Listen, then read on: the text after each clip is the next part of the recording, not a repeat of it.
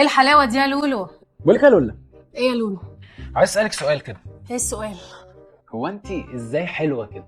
والله لا اصل كل حاجه حلوه ليها سر، فانت انا نفسي اعرف بقى ايه سر حلاوتك دي. لا تمام قوي قوي قوي. عايز ايه؟ لا مفيش، اصل عندنا شغل النهارده وانا هتاخر فيه، فقلت اقول لك بدل ما تفتكري انت حاجه تانية يعني. ايوه شغل ايه يعني؟ مع يوسف رايحين في نص اليوم كده عشان عندنا مسابقه الروبوتس النهارده. لا ربنا معاكم حبيبي كده ويوفقكم. قول لي علاء، في حاجه هنا؟ في قفه عادي. لا اسمك في حاجه على قفايا؟ في ختم؟ لا يا حبيبي، يعني انا مش مختومه على قفايا؟ انت فاكراني بشتغلك برضو؟ اقسم بالله يا لبنى عندي شغل صح؟ كل مره لا ده انا مصدقك. هات التليفون، خدي يا حبيبي. هات التليفون، افتح له. ما بقيتش اعمل كل مره شغل. طب ايه دي؟ طيب ايه ده؟ الو، ايوه يا علاء.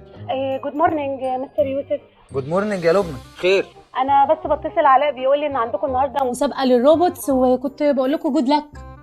يعني انت مش متصله عشان انت فاكراه بيحور وزمانك مثبتاه بالفانيلا وماسكاه بالحزام؟ لا ما تقولش كده يا باشمهندس، لا انا بثق في جوزي جدا، وبعدين علاء خلاص بقى محترم ومهذب. مع السلامه.